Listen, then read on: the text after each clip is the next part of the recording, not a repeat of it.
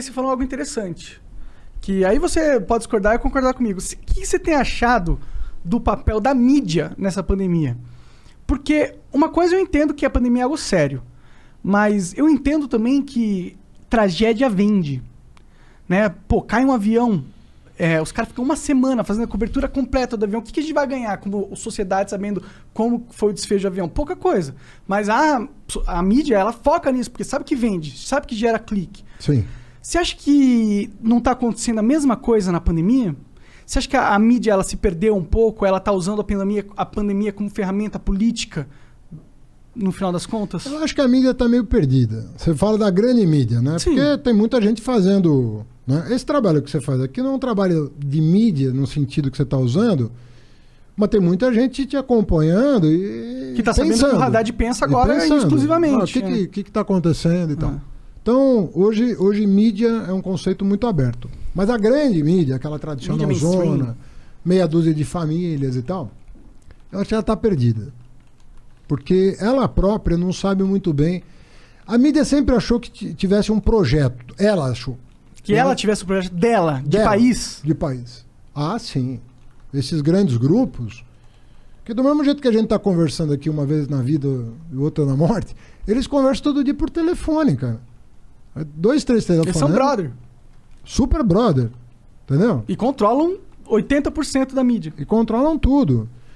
Então eles têm uma visão de mundo. Eles têm uma visão de mundo, né? Que nem sempre eles combinam com os russos, né? Que é o povo, né? A visão de mundo deles. Claro. E aí eles querem porque querem favorecer os caras cheirosos que eles escolhem para representá-los. O Dória, por exemplo. Né? Então é aquela coisa que eles não têm noção de que eles têm 2 papéis a cumprir. Um como cidadão, você pode apoiar quem você quiser. Não é porque o cara é dono de jornal que ele não possa ter a opinião dele. Claro. É legítimo que tenha, inclusive. É legítimo. E é mais legítimo ainda quando ele expõe. Aí sim ele é corajoso. Aí é legal. Falar. Agora, o cara tem um jornal, o cara tem uma emissora, ele tem que saber, sobretudo quando é uma concessão pública, como é o rádio e TV, aí ele tem que saber que ele tem um outro chapéu que é mais importante que o primeiro. O primeiro de cidadão, ninguém pode tirar dele. Agora, o segundo, cara, é levar a informação real para as pessoas. E deixar o cara formar um juízo sobre aquela informação. Mas isso não acontece. Não acontece. Ele leva a informação para o cara ter interpretação que favorece a visão de mundo política dele. E aí, quando o cara mistura, né, o direito que ele tem de ter a visão dele, de religião, de mundo, do que ele quiser, né, com o dever da imprensa de informar corretamente.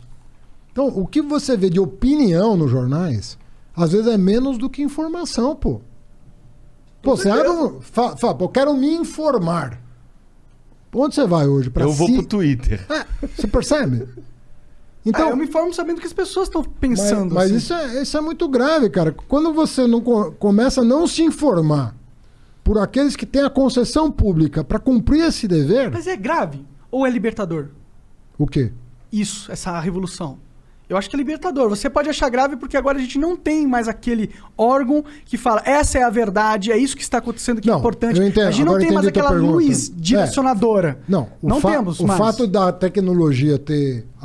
Ela é disruptiva, a tecnologia atual. Ela provocou uma hecatombe. Eu não preciso mais esperar tu ir na Globo, na SBT ou na Record dar uma entrevista. Pode chamar você aqui pra conversar. Eu sou um gordo ter tudo, outro gordo ter tudo. A gente não tem nada. Tudo é você. Tá bom, você é só gordo.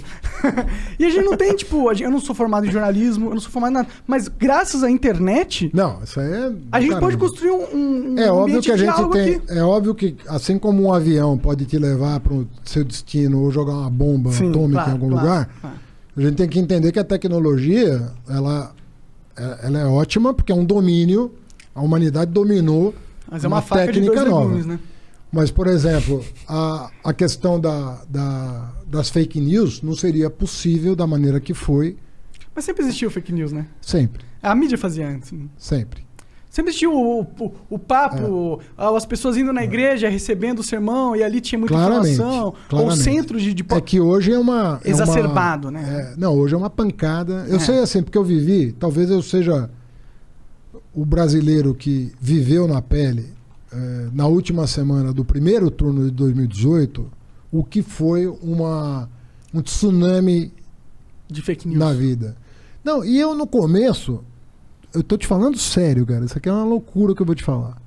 As primeiras mensagens que eu recebia, eu achava que era alguém fazendo piada. Aquela foto da mamadeira. Eu falei, quem foi o maluco que fez isso? Eu achava que era uma piada Que de foto alguém. da mamadeira que Uma eu peguei? madeira de piroca. A mamadeira rolou com isso? aquela... Uma mamadeira que a ponta era uma rola. E ele dava pra criança, é isso? Não, ele dizia que eu ia dar. Dizia, tinha uma foto que você segurando assim, tipo, uma madeira, sério? Não, eu segurando não vi nenhuma. Mas era a foto da mamadeira, não, ó, vai ser distribuído nas creches. Caralho. Eu achava que... Eu falei... Quando o cara veio me preocupado falar comigo, eu falei, cara, esquece isso aqui, cara. Imagina se alguém vai acreditar num negócio desse. Ele falou, não é imagina se Já vão acreditar. Estão acreditando. Estão acreditando. A gente fez quali ontem e as pessoas estão achando isso. Eu falava, cara, não é possível. E aí, assim, se fosse só essa, nós contamos 82 disparos em massa numa semana com coisas tão loucas quanto essa. Ô, como que é concorrer a presidente, cara? Como que é esse rolê? Deve ser da hora, deve ser uma merda, mas deve ser da hora e uma merda ao mesmo Ah, tempo. não, é mais da hora. É mais da hora? Ah, muito mais. Como que é? Você acorda, aí o cara pega assim, te passa uma agenda, ó, você tem que estar em Pitininga, você tem que estar em Sorocaba, você tem que estar não sei o quê, você tem uma conversa com o Frei, não sei quem, você tem uma conversa... É isso?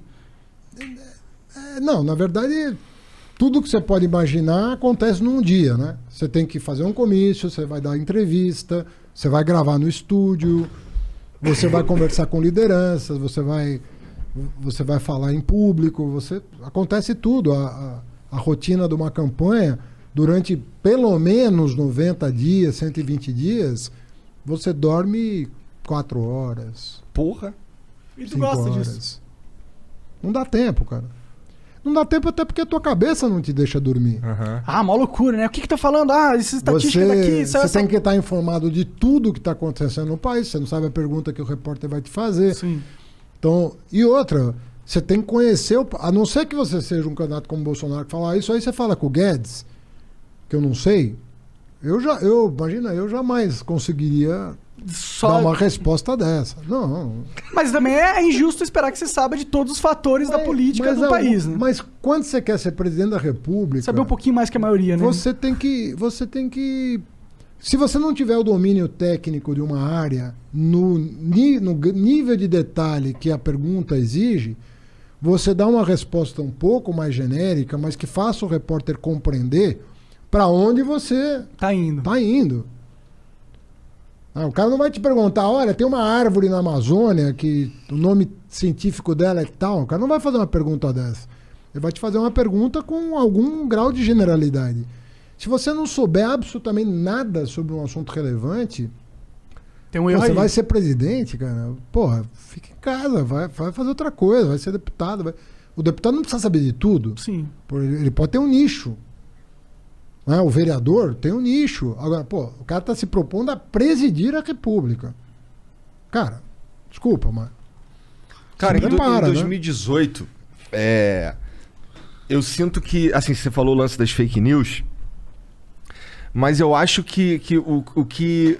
acho que 2 fatores principais elegeram o Bolsonaro, na minha opinião, que é a internet e o jeito como a imagem dele foi propagada na internet.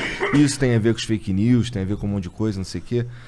Mas eu acho que um grande fator, assim, talvez tão relevante quanto, tenha sido um sentimento anti-PT, cara. Eu acho... O pessoal tá também. pensando... Eu Ó, acho que- Eu, por exemplo... Pô, tu não vai deixar eu falar mesmo? Não vou. Tô brincando. Não vou. Eu, por exemplo, não votaria no PT. Nunca mais, assim. Sabe por quê? Você votaria no PT? Cara, eu não voto há muito tempo, mas eu acho que eu não votaria no PT, a menos que... E aí eu vou confessar que a menos que fosse contra uns caras assim, tipo... Bolsonaro. Bolsonaro. Você votaria no Lula versus Bolsonaro? Mas, por exemplo, em 18 você votou no Bolsonaro. Eu não votei. Ah, você não votou? No segundo turno eu votei no Bolsonaro. Então. Sabe uma coisa que me incomodou muito de você nas eleições? Não.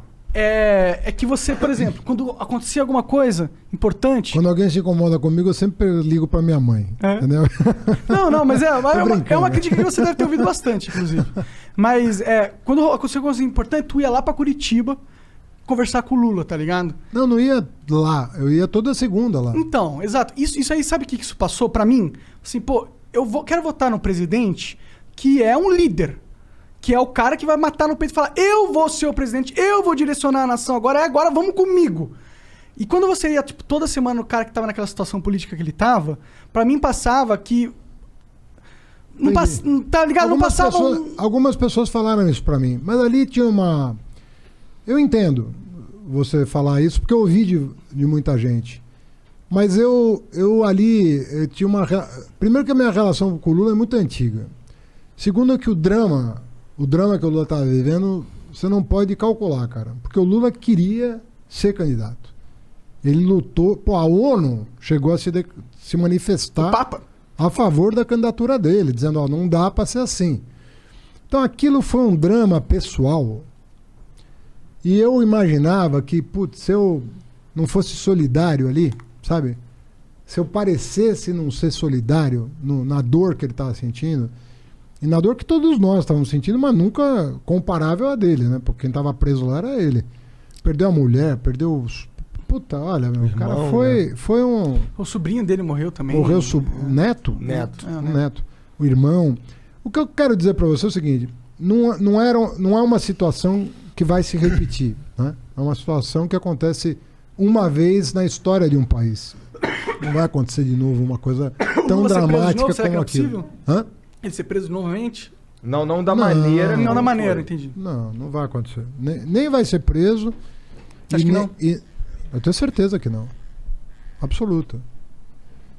E o Nem Eduardo deveria Cunha? ter sido. Hã? E o Eduardo Cunha? O Eduardo Cunha passou uns bons anos preso, né? Foi solto agora com a decisão do STF. Mas eu acredito que é possível que ele volte, porque a hora que transitar em julgado a sentença, é bem capaz dele voltar, Entendi. na minha opinião. Agora, eu acho assim, corrupção é um negócio muito grave. A gente sabe que um centavo aqui vai fazer falta para alguém que Mata, né? Corrupção mata, né? que tá precisando. Agora,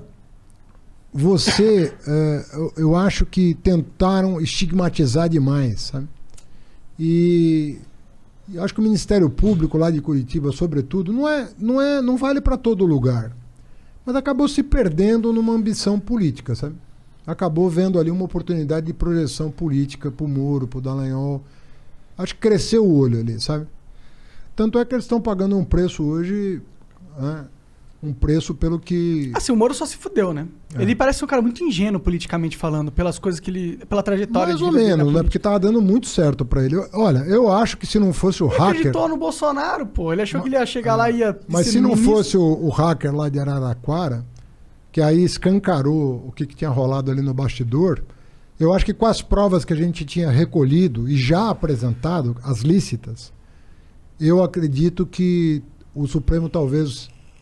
Não tinha ferramentas para não inocentar. talvez não tivesse a determinação de declarar o Moro parcial. Mas daí ficou tudo muito escancarado, né? Tu Aí acha ficou que tu ir ficou lá- difícil de contornar. Tu acha que tu ir lá toda segunda-feira e fazer e usar isso de mídia, ou a tua equipe usar isso de mídia, tipo, porra, o Haddad foi lá Não falar. usamos. Nunca usamos. Ficou. Usaram sim, Renato. Não. Talvez você ou sua equipe não usaram, mas eu não fico sabendo, eu não fico pesquisando. Não, tá ligado? mas a minha- Toda a- hora que você ia lá, apareciam Não. momentos, entendeu? Isso, mas aparecia no jornal justamente para gerar essa sensação que você sentiu. Sim. E você acha que eu tô errado Ah, em sentir essa sensação? entendi. Claro que tá. Será? Eu vou dizer porque tá. Obviamente, tá errado em relação ao que eu sei que eu sou. Ah, claro. Eu não Não conheço você profundamente. Exatamente. Né? Eu Você não conhecia tá só o... errado em sentir o que você sentiu. Sim. Tanto é que eu tô falando, eu vi isso Claro, de muita claro. gente. As pessoas próximas de você imagino que devem... Mas às vezes as pessoas são levadas a concluir a formar um juízo a respeito de uma figura pública que não corresponde à realidade. Entendeu? Mas, pô, se o Lula decidisse alguma coisa, pedisse um favor pra você, até eu tenho como certeza ministro, que você... até como acataria. ministro, eu tinha um nível de independência. Pô, eu era subordinado ao Lula, era nomeado por ele. O meu nível de independência em relação às decisões que eu tomava era absurda. Muito grande. Para não falar como prefeito. Tenho minha maneira de ser. Agora, às vezes algumas pessoas confundem um grau de lealdade, de correção com a pessoa que está vivendo uma situação que você sabe que é difícil, confunde às vezes com isso. E é natural que confunda. Será que o Haddad vai ter independência para governar? Será que o Haddad... Normal, cara. Não questiono um cara sentir isso. Agora, quem me conhece mais de perto sabe que não há hipótese disso, entendeu? Porque quando você assume a chefia de um Estado, meu amigo, você não vai ter tempo de pegar o telefone e ligar. Até porque a pessoa que está fora da estrutura de poder não tem nem a menor condição. Pode até dar uma opinião, um conselho. Isso você ouve de muita gente.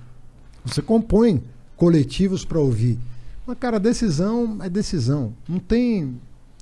Você não tem como, no comando de uma máquina daquela, nem que você quiser, você vai deixar de tomar a decisão que você acha mais correta.